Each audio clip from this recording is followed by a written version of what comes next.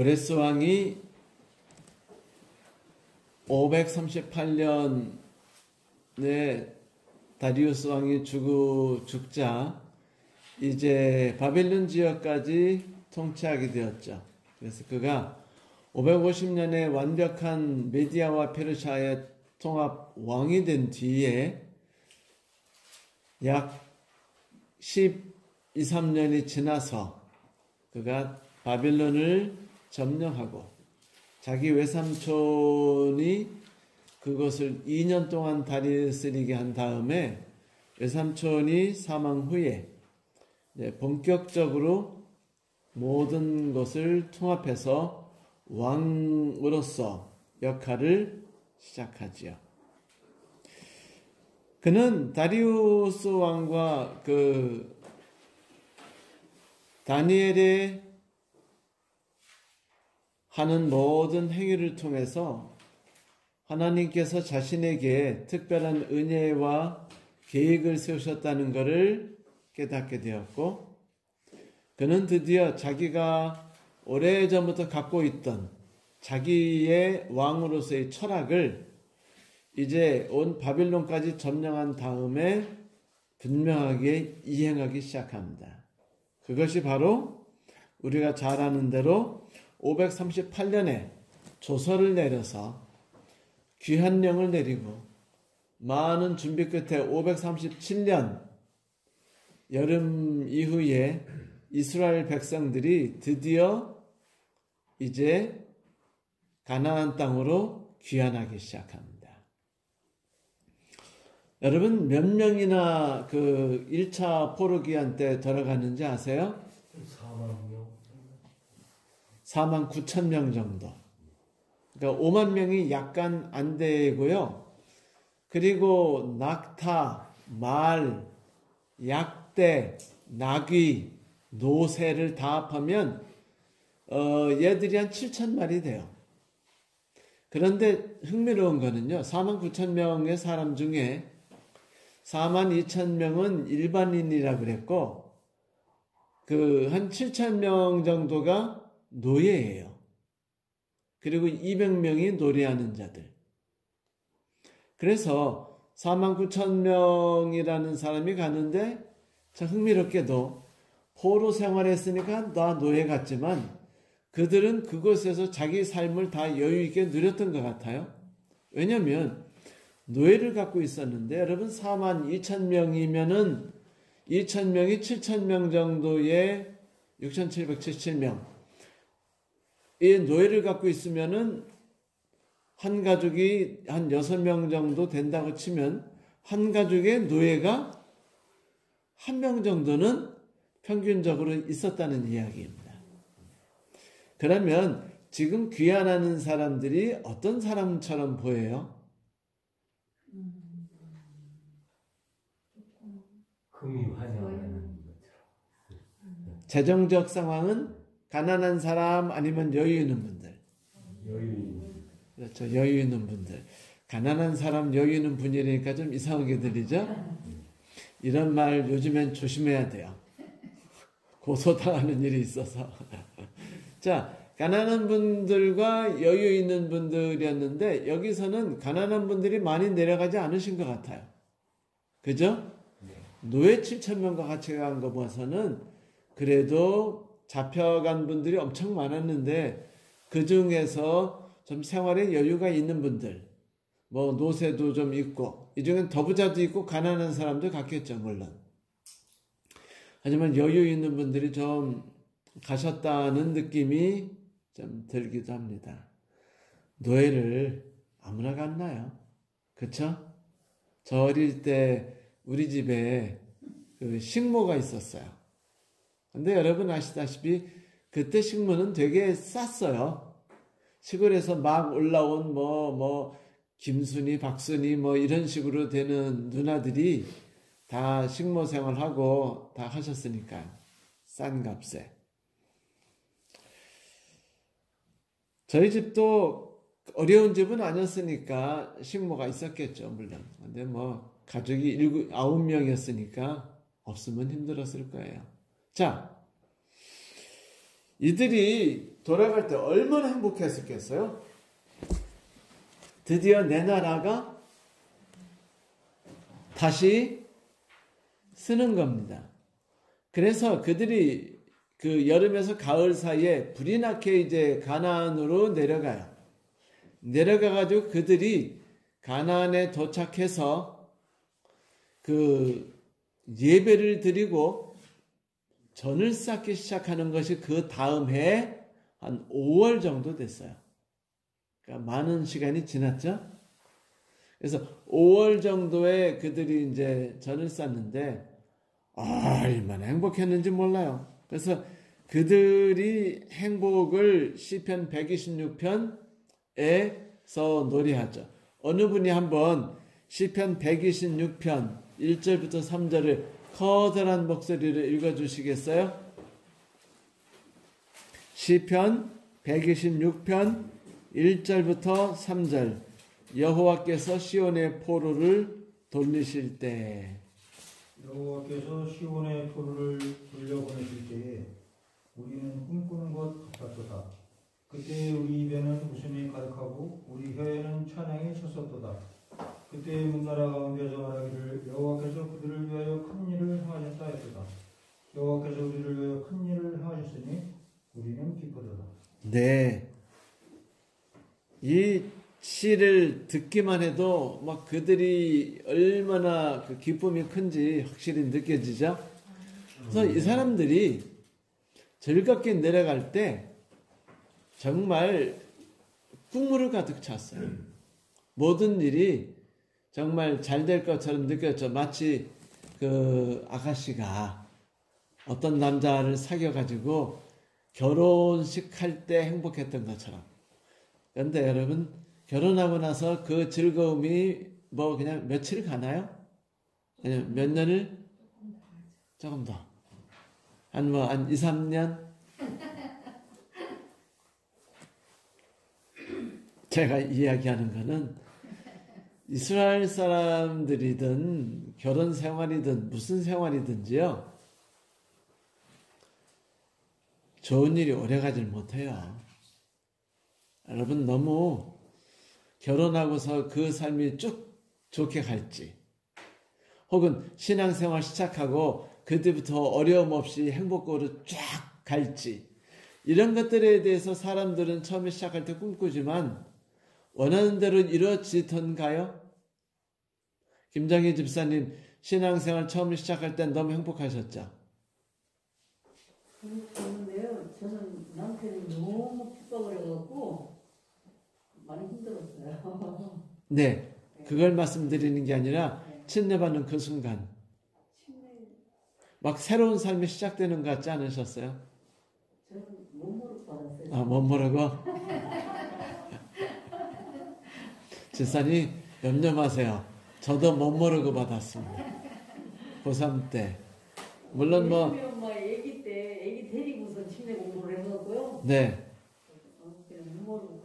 아, 그러셨군요.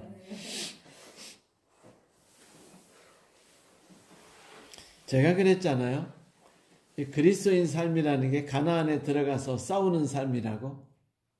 절대로 땅이든 국민이든 우리에게 호의적인 것이 없다고요. 결혼 생활도 그랬죠. 우리들. 그러니까 꼭 내가 불행하다고 노래한 것 같은데, 그건 아니에요. 절대로. 나 오늘 큰일 났다. 네. 이스라엘 사람들이 너무 행복하였어요. 그래서 537년에 내려가기 시작해서 536년에 도착해가지고요, 예배를 드리고, 그 다음에 5월 달에 성전터를 세웠습니다. 쌓았어요. 그런데 고레스 왕이 이미 성전에 대해서 치수를 말해줬죠. 네? 높이가 60규빗, 넓이 60규빗. 딱 들으면 뭐 생각나세요? 지구라트 생각나죠. 지구라트.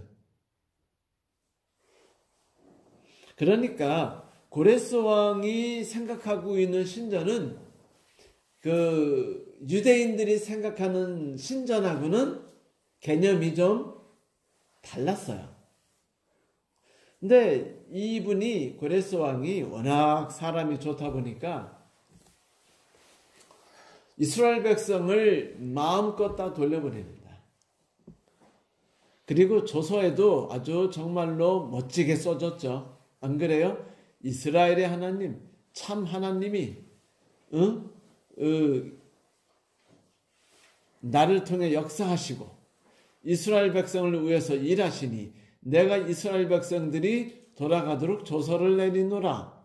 이렇게 하는 거 보면은요, 막 고레스 왕이 하나님을 섬기고 난리는 것 같지만 고레스 왕은 하나님을 섬긴 적이 한 번도 없던 사람이에요. 실제로 눈꼽만치도 하나님을 섬기지 않았습니다. 그런데 고레스 왕이요, 제가 말씀드렸듯이 지혜로워요. 그리고 덕이 있습니다. 그 알렉산더 대왕이 그 페르시아를 점령했잖아요.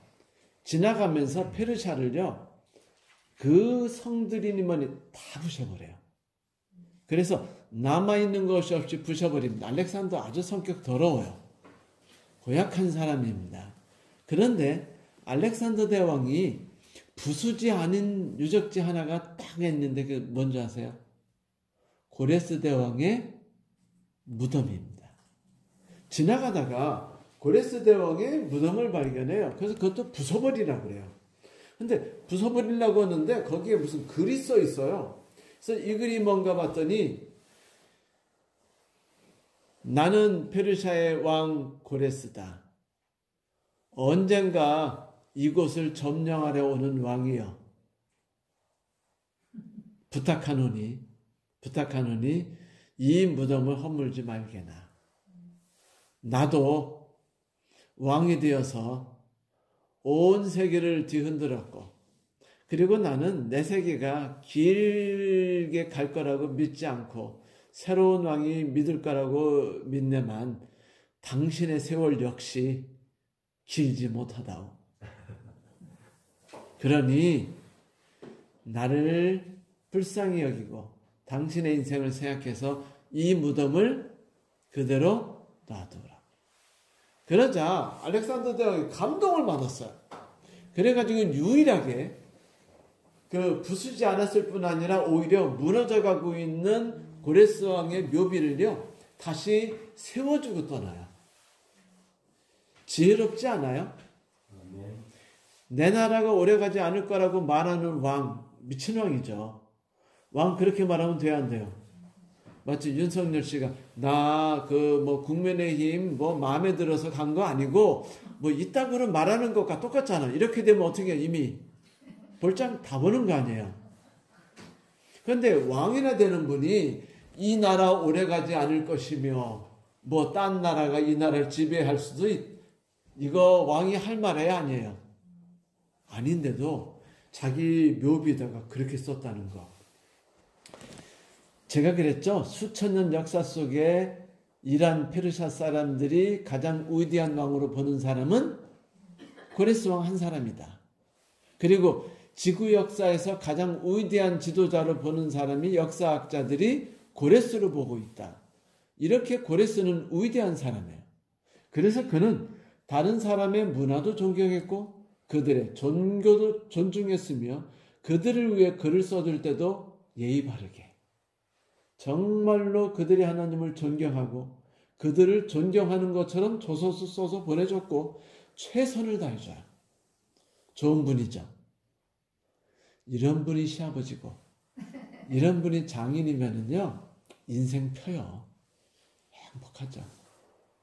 여하튼 그래서 이 사람들이 행복한 마음으로 내려가서요 너무 즐거워가지고 이제 성전을 이제 건축한 마침 그때 이제 우기 다 끝나고 건기가 시작돼가지고요 그 터를 건축하기가 좋았는데 보니까 솔로몬 당시 있었던 파괴됐던 성전의 그 돌들이 많아서 요것들을 기초석으로 쓸 튼튼한 돌을 이제 모아가지고 이제 돌을 이제 기초를 세우죠. 기초를 세우는데 70년이 지났다고 말씀드렸죠. 70년이라는 건 제가 두 가지로 해석한다고 말씀드렸죠. 첫째는 그 605년에 포로로 잡혀간 사람들이 536년에 귀환했다. 70년. 두 번째, 예루살렘 성이 몇 년도에 파괴됐죠? 느부갓네살 왕이 완전히 파괴시킨 때, 3차 포로 잡아간 때 586년에 예루살렘 성이, 솔로몬 성이 완전히 파괴됐어요. 그런데 여러분, 이 성이 다시 세워진 때가, 스룹바벨 성이 세워진 때가 516년. 몇 년이죠? 70년. 그래서 성이 무너지기, 성이 쌓아진 것도 70년, 포로로 잡혀가서 포로로 귀환한 것도 70년이었습니다. 물론 2차 포로, 3차 포로 이야기 나오면은 2차 포로 귀환, 3차 포로 귀환은 100년 뒤에 이루어져요. 450년경 에스라 때 이루어지고 그 다음에 10년 뒤에 느헤미야 때 다시 이루어지죠. 이런 것들은 이제 느헤미야서, 에스라서를 읽어보면 되지만, 참고로 여러분 에스라서를 읽다 보면 4장에 아주 헷갈립니다. 분명히 에스라가 고레스 왕과 다리오 왕 얘기를 꺼내다가 갑자기 누구로 넘어가는 줄 아세요? 아하수에로 왕과 아닥사스 왕으로 나가다가 그 다음에 다시 다리오 왕으로 돌아와요. 아하수에로 왕은 누구의 남편이죠? 에스더의 남편. 다시 말하면 다리오 왕의 100년 뒤 왕입니다. 아닥사스다 왕은 그 다음 왕이에요. 에스라와 그러니까 누구 때 왕이냐면 느헤미야 때 왕이죠. 그러니까 이야기를 나누는데 예루살렘 성을 쌌어요. 그랬더니 사마리아인들이 이제 찾아와서 뭐냐면, 성을 쌓고 있군요. 저희하고 같이 삽시다. 우리들도 한 신을 섬기고 있는 사람들입니다. 이들이 왜 와서 같이 쌓자고 했을까요? 방해하려고 하니까. 세력을 잃을까봐 두려웠어요. 세력을 잃을까 두려웠기 때문에 어떻게 하는 거예요? 연합해가지고 함을 통해서 이 사마리아와 이 모든 지역의 힘을 자기들이 여전히 동일하게 쓸 수 있기를 바랬습니다. 그런데 그거를 하는 데 있어서 처음부터 우리가 너희를 도울 테니까 함께 합시다. 뭐 이렇게 정치적으로 나가지 않고 종교적으로 같은 하나님을 섬기는 같은 사람들이니 우리가 함께 연합해서 성을 쌓고 함께 예배드립시다라고 말했던 거예요. 그런데 이스라엘 사람들이 그걸 받아들였을까요? 거절했을 것 같아요. 거절했습니다. 아니, 우리는 너희들의 신들을 섬기는 사람들과 함께 할 수 없다. 너희들 유대인 아니지 않느냐. 물론 이런 태도가 너무 배타적이라 문제가 있기도 하지만 또 한편으로는 이게 뭐를 지킬 수 있냐면 순수성을 지킬 수도 있어요. 여러분, 이제 오늘 제가 여러분과 나눌 이야기의 중요한 거는요, 생각과 생각의 차이에 대한 이야기를 오늘 좀 나눌 겁니다만은, 생각과 생각 차이에 대해서 우리가 깊이 생각하지 않으면 안 돼요. 그러니까 사마리아 사람들이 기분 좋아요, 나빠요? 나쁘죠. 자기들을 인간 취급 안 했잖아요. 너희들은 인간이 아니다. 마치 여러분 빨간 머리엔 아시죠? 빨간 머리엔에 보면은요, 백인들이 거기에 있던 인디안들을 인간 취급하지 않아요. 그래서 백인들이 이 인디언들을요, 개조를 시키겠다고 생각해요. 정신개조. 정신개조 안 되는 애들은 죽여버리고. 정신개조 시키려니까 애들은 다 강제교육 시켜가지고, 신부나 수녀, 다 악질들로 나오죠? 다, 그때 문학들은요, 다 기독교인이나 천주교를 다 악질로 말해요. 그렇게 기독교인들이 악한 행동을 많이 하기도 했습니다. 지금도 그렇지만. 자, 그래가지고 이런 일들이 정부와 종교가 연합해서 일을 벌이면서 인디안들을 뭐로 만들었어요? 인간 같지 않은 존재로 만들었을 때 이 유대인, 이 인디언들이 당했던 마음의 상처가 얼마나 컸을까요? 여러분, 인간 같지 않게 탄압할 때는요, 그 탄압당하는 인간들이 하는 행동이요, 너무 무섭습니다. 지금 지구상에서 가장 독종으로 유명한 단체들이 있다면 제1위는요, 이슬람이 아니고 아이리시 사람들입니다. 아일랜드 사람들. 그들은 영국 사람들에 의해서 처절하게 고통당했기 때문에 그들이 사실은 뭐 폭탄 테러, 뭐 테러에 대한 개념들을요, 그들이 다 만들어낸 거예요. 그럼 누가 본땄을까요? 그 다음에 그거를 누가 배웠을까요? 이슬람 사람들이 배운 거예요. 이 아일랜드 사람 거를. 그래서 아일랜드 사람들이 한 거를 이슬람 사람들이 했어요. 왜 이슬람 사람들이 왜 했을까요? 얘네들 역시 그렇게 당했거든요. 러시아에게 당하고 미국에게 당하고 나라 그 유럽 강대국들에게 당하면서 자기들이 인간 취급받지 못하자 이것이 분노로 일어났고요. 결국은 너 죽고 나 죽자가 된 거예요. 결국은 유대인들이 사마리아인들을 누구 취급하지 않았기 때문에, 인간 취급하지 않았기 때문에 결국 그 유대인들이 당한 고통들이 작지 않았습니다. 얼마나 컸냐면요, 사마리아인들이 화나요, 안 나요? 적절히 이렇게 막을 수도 있는데, 이건 완전히 너희들은 인간 자식들이 아냐라고 말했으니까 너무 심했어요, 말이.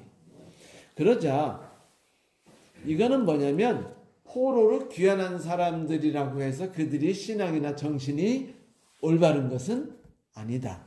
우리가 그리스도인이 되어서 침례를 받는다고 해서 역시 신앙과 정신이 올바른 것은 아니죠. 그래서 이들이 이 행동 때문에 성전 건축이요, 그해 가을에 본격적 방해를 받고요, 멈춰집니다. 언제까지 멈춰지는 줄 아세요? 고레스 왕이 죽고 그 아들, 그 다음 거지스메리디스 왕, 그 다음 다리우스. 그러니까 고레스 뒤에 왕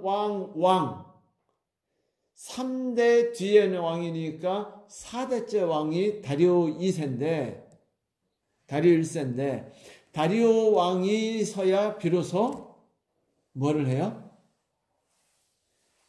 조서를 내려가지고 성전 건축을 다시 하라고 그래서 그때부터 후닥닥 져서 4년 뒤에 516년에 마친 거예요.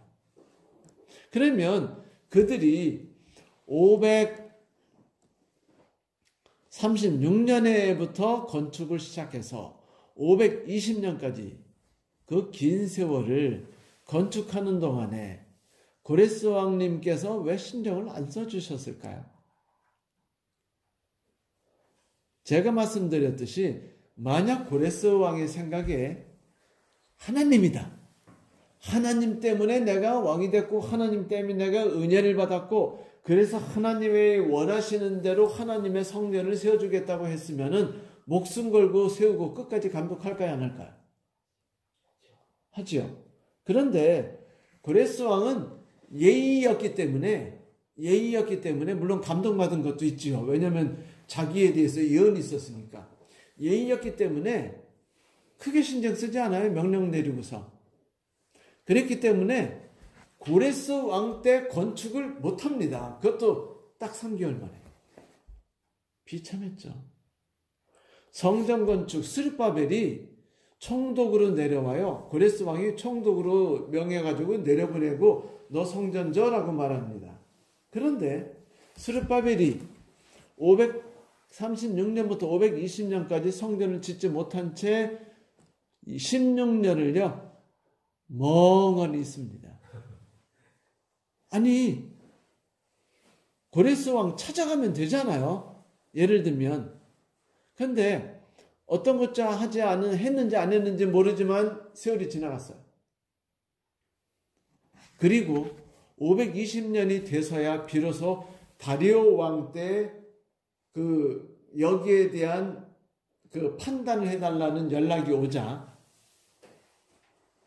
그쪽의 관료들이 그걸 뒤져보고서 고레스 왕이 명령을 내린 조서를 있구나라고 해서 자, 이 조서대로 해라 라고 말하고 다시 명령을 내리죠. 근데 재밌는 게 뭐냐면요. 이거를 변개하면 다 죽이느니 살리느니 고레스 왕도 말했지만 다리오 왕도 말해요. 근데 이게요. 아닥사스 왕도 말합니다. 근데 재밌는 거 아세요? 아닥사스 왕이요. 한편으로 조서를 내려가지고 성곽을 짓게 하고라고 명령을 내리고 이대로 안 하면 그냥 쓰레기밭을 만드느니 말해놓고서 동일한 아닥사스 왕이 어떤 일을 했는 줄 아세요? 성벽 못 짓게 하고 이스라엘 사람들은 악한 민족이라고 또 말합니다. 그러니까 이게 얼마나 이 인간이라는 게 신뢰할 수 없는 일을 아는 거예요. 그런데 스룹바벨이 지금 하나님과 하나님의 능력을 신뢰한 게 아니라 지금 누구 때문에 기분이 이빠이 좋아서 왔죠? 고레스 왕 때문에 이빠이 좋아서 왔어요. 그리고 고레스 왕 때문에 실망해가지고요. 결국은 16년이라는 긴 시간 동안 무기력하게 지냅니다. 아무것도 못하고. 하나도 못했어요. 성전 기초만 싹 쌓은 상태로 끝냈습니다. 더 이상 하나도 하지 않고 그때부터 그럼 16년 동안 뭐 했을까요? 각자 자기 집을 짓고 농사 짓고. 맞아요. 자기 집 졌어요. 일자리 만들고요. 열심히 먹고 살았습니다. 사람들이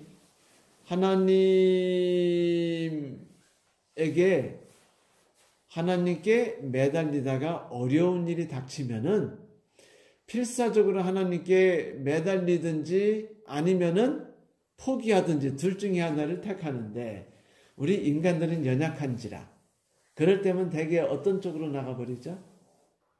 하나님을 떠나는 쪽으로 하는 경우가 대부분입니다. 첫 번째 우리가 생각할 수 있는 가장 멋진 분이 누구였죠? 제가 자주 말씀드리죠. 아브라함님. 아브라함님께서 그러셨잖아요. 기근 딱 내리니까 자 하나님이 가나안 데려 보내시니까 와 여기 축복받은 땅 여기서 완전히 그냥 하나님 밑에서 축복을 받겠죠. 하나님이 막 그랬잖아요. 막 복을 주시겠다고. 그래놓고 얼마 되지 않아서 좀 거기서 좀 살아보겠다고 하니까 곧이어서 뭐가 내려와요? 가뭄이 내려오니까 하나님 믿고 살다가는 완전히 개죽음 당하겠다. 차라리 이렇게 될 바에는 하나님 믿지 않고 나를 믿고 살자라고 아브라함이 하지 않았습니까? 그런데 그 뒤에도 그랬잖아요. 야곱 그랬죠. 이삭 그랬잖아요.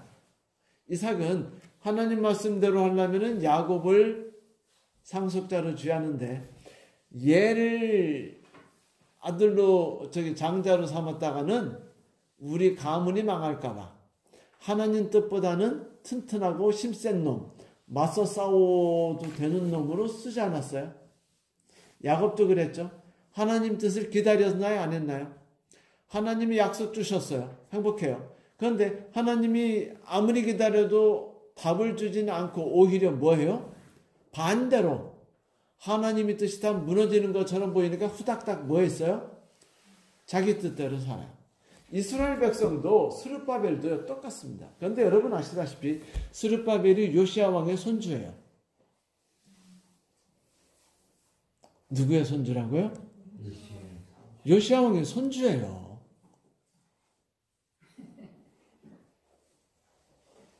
왕족으로서 모든 걸 경험했던 사람들인데 그럼에도 불구하고 딱 하고 어려움이 딱딱 치니까 당장 어떻게 해요? 무너져 버리는 겁니다. 이거는 우리도 뭐 비슷하죠. 몇 전에 강장로님께서 이제 금요일 예배 때 말씀하시기도 하셨지만, 여러분 가만히 살펴보면 우리도 비슷한 거를 경험하지 않았습니까?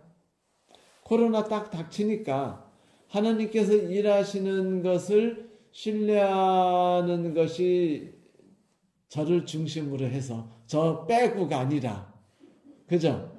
제가 리더니까 저를 중심으로 해서 우리들이 다 무기력하게 그냥 쓰러졌잖아요.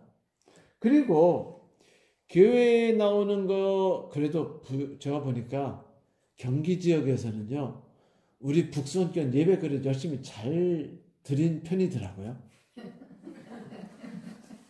저 놀랐어요. 수직교회 가니까 우리보다 적은 숫자가 예배 드리더라고요. 우리보다 숫자는 2배가 많은 교회인데도. 교회들이 다 그런 경우들이 많아요. 그러니까 이번에도 다시 어려워지니까 예배를 딱 멈추는 교회들이 또 여러 생겼었습니다. 이렇게 하나님의 능력을 의지하기보단 세상 일이 어려워지면 우리도 모르게 어떻게 되죠?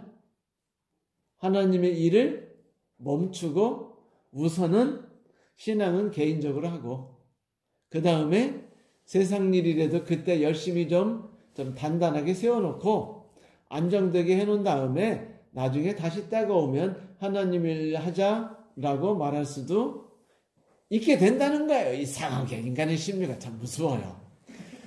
그러다가 520년경에 학계 선지자하고요, 스가랴 선지자, 학계 선지자가 먼저 막 혼내기 시작해요. 하나님의 성전은 완전히 만들지도 못한 채 저렇게 초라하게 돼 있고 먼지만 날리고, 너희들은 판벽한 집에 거하는 게 좋으냐? 판벽한 집이라는 게 뭐죠?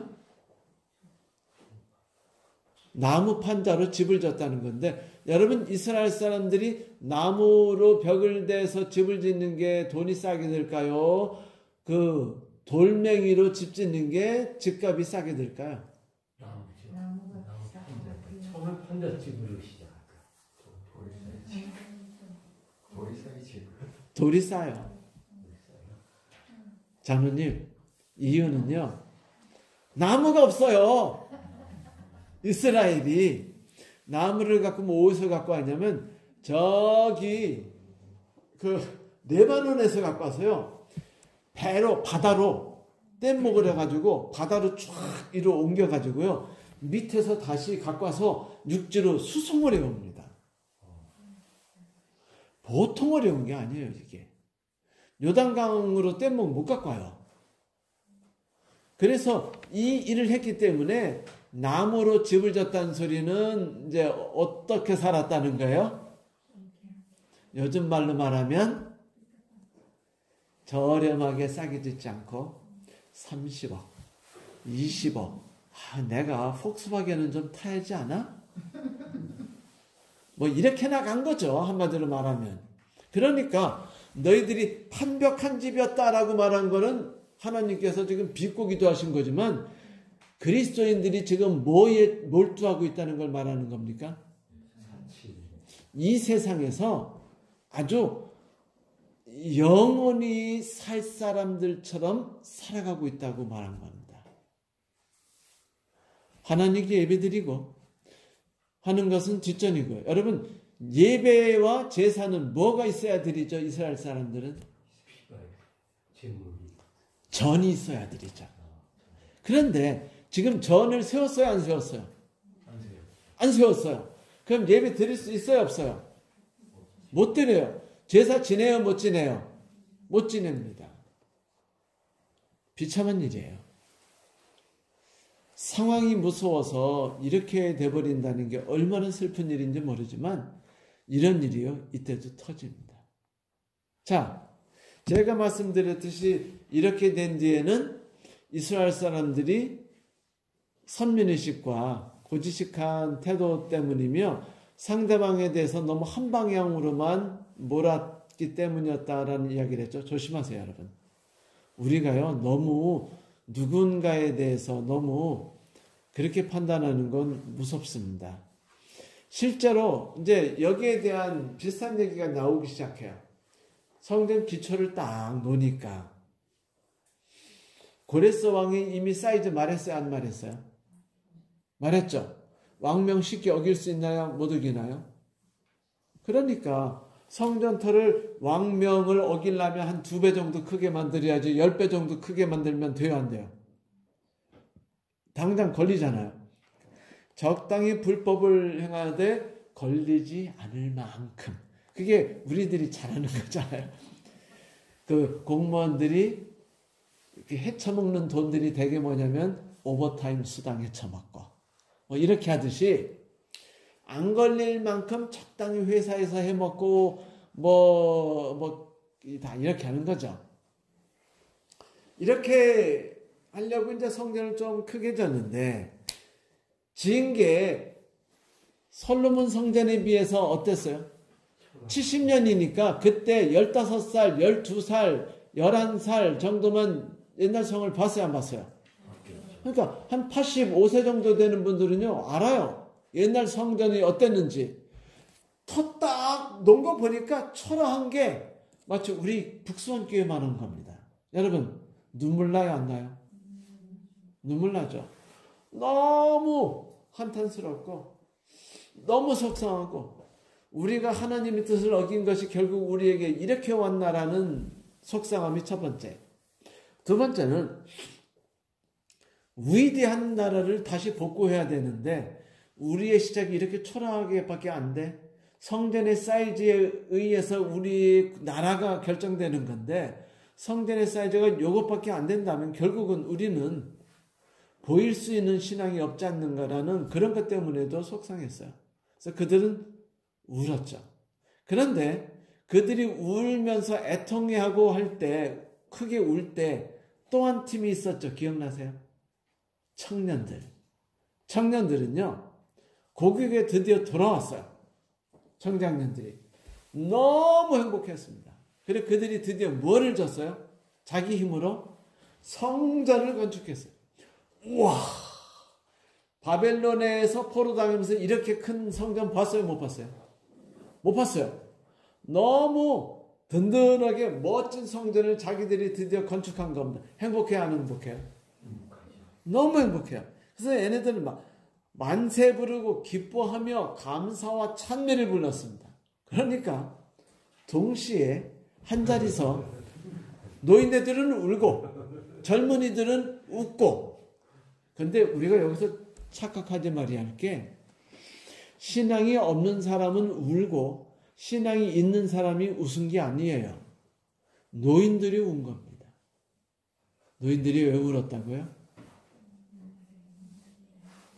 자기들이 하나님을 떠난 결과가 70년 뒤에 돌아오니 결국은 복구가 이렇게 되지 않은 것 때문에로 인한 애통함, 죄책감, 자괴감. 또 하나는 다시 한번 멋지게 나라를 시작해야 되는데 이렇게밖에 시작할 수 없다는 속상함. 인간은 좀 잘 보이고 싶잖아요. 여러분, 결혼하는데 전셋집으로 살면서 결혼하고 싶겠어요? 자녀들 결혼 내보내고 싶어요? 쉽지 않죠? 그게 힘들어요, 마음이. 저도 힘들어요. 그런데 이게 그러니까 우리가 막 목숨을 걸게 돼요. 자녀들이 결혼할 때쯤 되면은요, 막 머리가 터집니다. 수단 방법을 가리지 않고 어떻게 해서 더 나은 삶을 만들고 싶어요. 저도 이제 고민이 그거예요. 난 집도 없죠. 저 집 없죠. 그런데 자식은 결혼할 때가 다가오는데 어떻게 해야 될까? 근데 할 수 있는 건 우선 전세로 들어가야 되니까 전세로 들어갈 생각을 하고 나니까 이제 좀 마음이 아파요. 내 아들을 결혼시키는데 딸이면 내보내니까 괜찮은데 아들인데 우리 집으로 들어오는 건데 내가 전셋집이야? 야, 이거 참 마음이 아프다. 내 나이가 65세가 넘어서 67세가 다 되는데 67세면 좀 뭔가 좀 구성할 때 아니에요? 50세만 몰라도 65세면 좀 자기 집 가져서 결혼시키는 게 좋잖아요. 50세인 여러분들은요 괜찮아요. 저는요 65세잖아요. 근데 이런 갈등이 있는 거예요. 그래 안 그래요? 제가 아는 어느 집사님이 그러더라고요. 평생을 전셋집으로 다니는데 60세가 다 돼서 주인이 나가라고 그래서 나가는데 하연어들이에요. 내가 60이 넘어서 또 전세로 돌까 생각하니까 견딜 수가 없더래요. 남편에게 그랬답니다. 여보, 이제는 할 수 없잖아. 그래서 남편이 자기의 생계수단을 다 팔아가지고 몽땅 팔아서요. 그 당시 1억 몇천을 만들어가지고 가장 싼 집을 사버렸습니다. 그 다음에 이제 가족과 함께 살게 됐죠. 물론 하나님이 복을 주셔서 그 팔았던 모든 것들을 다시 복구하셨어요. 기적과 같은 정말 기적이었죠. 기적이 일어나서. 근데 그분의 심정을 제가 이해해요. 안 그래요, 여러분? 여러분 그런 거 무시하지 마세요. 욕하지 마세요. 그거는 인지상정입니다. 얼마나 마음이 아프겠어요. 저도 벌써부터 마음이 아프기 시작하는데 아들 결혼 때는 집은 가져야 되는데. 근데 이 생각이 지금 누구하고 부딪힌 겁니까? 젊은이들하고 부딪힌 거예요. 그러면 젊은이들하고 부딪혔을 때 서로 싸우고 너 죽고 나 죽자, 내 생각은 옳고 내 생각은 틀려라고 살아갈까요? 아니에요. 성경에 보니까 뭐라고 말하는지 아세요?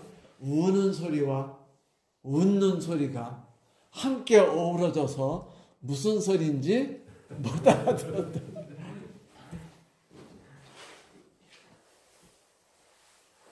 생각은 다를 수 있습니다.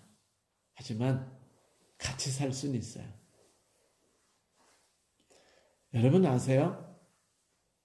오케스트라라고 말할 때요. 오케스트라의 가장 큰 정체성이 뭔지 아세요? 화합입니다. 뭐라고요? 화합. 바이올린은요, 높은 음을 가지고 있으면서 솔로용으로 만들어진 악기예요. 근데 여기에 비올라가 들어가고요. 그 다음에 첼로와 더블 베이스가 들어가니까 조화가 돼요. 여러분, 피콜로라든지 이런 것들은요, 아주 음이 강하고요, 높아요. 그런데 그 밑으로 내려가면은요, 화음을 맞춰주는 존재들이 있어요. 예를 들면, 비올라가 화음을 맞춰주는 존재라면, 오보에가 화음을 맞춰주는 존재예요. 그래서 클래식이 오케스트라가 뭐냐라고 말할 때, 돈이 여유가 있는 것들이 하는 그 지랄짓이야라고 생각하면 안 돼요. 우리에게는 뽕짝이야, 우리 이렇게 생각하시면 안 돼요. 이거는요, 뭐에 대한 이야기냐면 조화에 대한 이야기입니다. 처음부터까지 어울림이에요. 그러니까 오케스트라가 뭐냐 그러면 음악자들은요, 한마디로 말하면 어울림이다라고 말해요. 서로 다른 존재들, 팀파니, 타악기, 관악기, 금관악기, 목관악기, 현악기 이런 것들이 조화롭게 어우러 가지고요. 어떻게 하냐면 어떻게 하면 최적의 아름다운 음을 낼까에 따라서 이 단원을 바꿉니다. 예를 들어서 이번엔 이런 음악을 연주해야지 하면은요. 바이올린, 제일 바이올린과 제이 바이올린인데 제일 바이올린은 높은 음을 내고 제이 바이올린은 낮은 음을 내요. 근데 얘들 움직임을요. 조금씩 바꿔요. 오베가 이쪽으로 왔다가 그 다음에 플룻이 그 바로 바이올린, 제이 바이올린 뒤에 왔다가 또 왼쪽으로 살짝 옮겼다 이런 식으로 계속 바꿔요. 근데 왜 바꾸는지 아세요? 바꾸는 거에 따라서 나오는 음이 색이 바뀌어요. 색이 바뀌면은요, 뭐가 바뀌는지 아세요? 듣는 이들이 느낌이 달라집니다. 오늘은 용기와 힘을 주는 음악을 주고 싶다. 오늘은 부드럽고 위로와 그런 손을 잡아주는 것이 되고 싶다. 오늘은 마음껏 울어보고 싶다. 여기에 따라서 서로 조절하는 겁니다. 중요한 건 뭐냐면 누구도 한 명이 없어지는 건 아니에요. 뭐라고요? 없어지는 건 아닙니다. 다 필요하고 다 존재해요. 단지 서로가 어우러지는 겁니다. 에스라에선 참 감동적인 얘기가 뭐냐면요. 애곡하는 소리와 웃는 소리가 멀리서 들으니까 함께 어우러져서 우는 소리도 들리지 않았고요. 웃는 소리도 들리지 않았어요. 그러나 그들이 듣기는 뭔가 희망에 차고 기분 좋은 소리로 듣게 된 겁니다. 서로 의견이 다를 수 있어요. 그건 당연합니다. 그 특징을 제가 처절하게 경험했다고 그랬죠? 저 영화관에서 보면은요. 여러분, 한국 사람은 뭐를 중시하죠? 우리를 중시하죠. 내가 의미가 없죠. 그런 사람들이 당연하게 뭐를 쉽게 어기는 줄 아세요? 법을 쉽게 어깁니다. 한국인에게는요, 법이라는 개념이요, 약해요. 왜냐하면 우리라는 개념이 강하거든요. 근데 서양에는요, 우리가 있을까요, 없을까요? 없어요. 내가 존재되지 않으면은요, 그거는 지구가 존재하지 않는 겁니다. 그러니까 항상 부모가 말해요. 너는 내 색깔을 드러내야 돼. 부모가 강요하는 인생을 살아가지 마. 너는 누구지? 내 이름은 뭐야? 넌 어떻게 내 인생을 꾸며나갈 거야? 이렇게 말해요. 그런 애들에게 중요한 건 뭐예요? 나, 가치. 이런 사람에게는 우리가 없어요. 우리가 없는 사람에게는 뭐가 철저한 줄 아세요? 법이 철저해요. 그러니까 선교사들하고 우리 목사들하고 일하는데 서로 피 터지게 욕하고 싸워요. 맨날. 왜 피 터지게 욕하고 싸운 줄 아세요?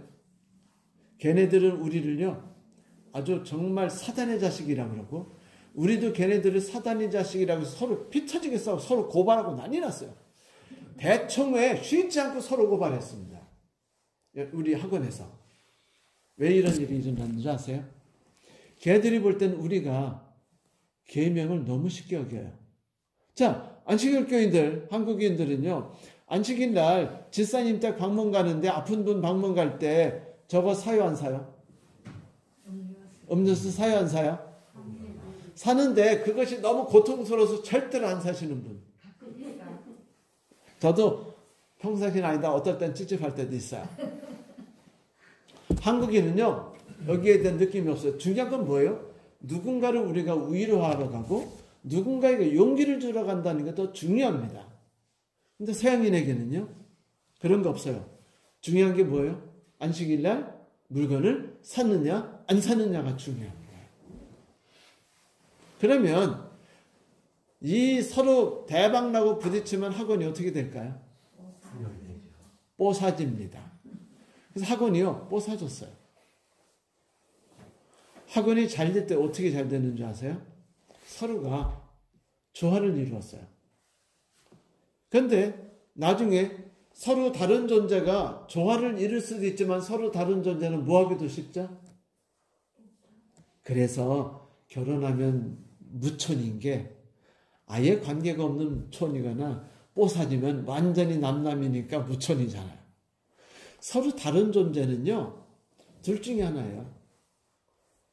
서로 없어지지 않고 어울리든지, 그래서 서로가 도움는 존재로 살아가든지, 아니면 서로를 뽀수든지. 어느 게 아름다울까요?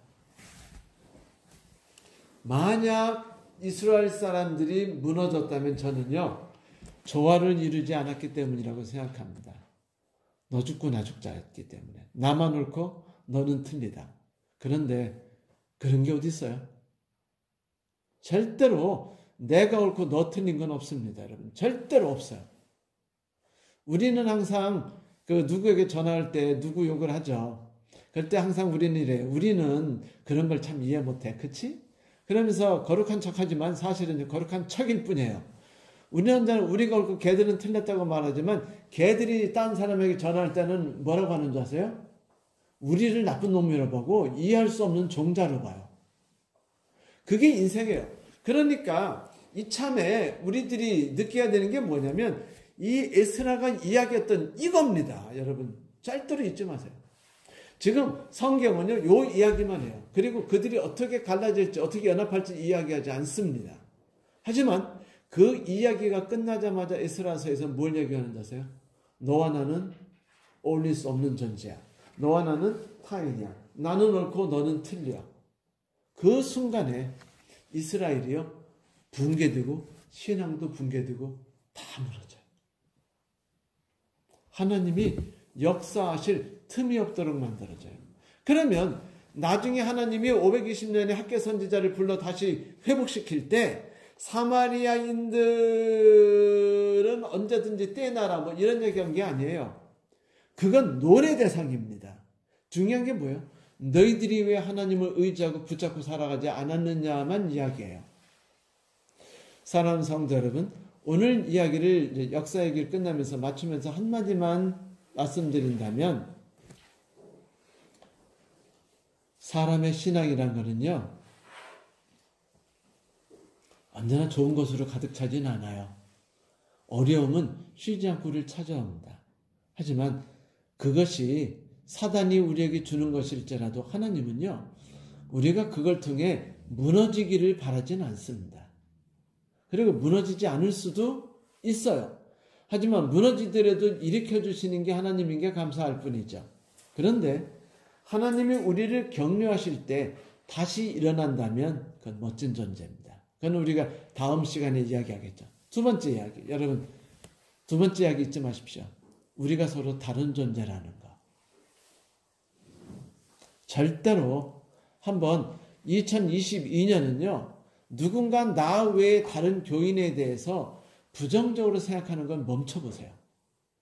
그 교인과 그 교인이 어리석어 보이거나 이기적으로 보이거나 위선적으로 보이거나 나약해 보이거나 게을러 보일 수 있지만은 너무 답답해 보이거나 완강해 보일 수 있지만은 그러나 그 사람이 없으면 나도 존재할 수 없고 하나님께서는 우리 둘이 함께 연합하기를 바라신다는 것을 올해 2022년에 한번 기억해 보길 바랍니다. 느헤미야서에서 오늘 우리에게 이야기하는 건 그 이야기예요. 고레스 왕이 끝까지 우리를 돕지 않았다는 거. 아닥사스 왕도 끝까지 돕지 않았다는 거. 결국 우리는 누구를 의지할 수 없다? 세상을 의지할 수 없다. 우리가 의지할 일은 누구밖에 없다? 하나님밖에 없다. 그때 우리가 쓰러져서 세상에 몰두해서 그냥 여기서 잘 살아보려고 생각하다가 우음에 빠질 수 있으니까 조금 신경 써서 조심하라. 이 말씀하니까 조금 양심이 생기는데 웃자겠어요. 하나님이 저보고 야, 너 전세 살면서 아들 결혼시켜라 그러면 할 수 있어요? 전세 살해야겠죠. 그건 하나님 뜻이고 일단은 여러분 다양한 생각들을 할 수 있는 우리가 되기를 바랍니다. 좁은 생각 속에 인생을 살아가는 것은요 언제나 위험해요. 이스라엘 사람들이 16년이라는 생각을 무너졌듯이 우리가 무너지지 않게 되기를 소망합니다. 그러려면 나, 남 요거 한번 잘 생각해 봅시다. 오늘 말씀 마칠게요. 감사합니다.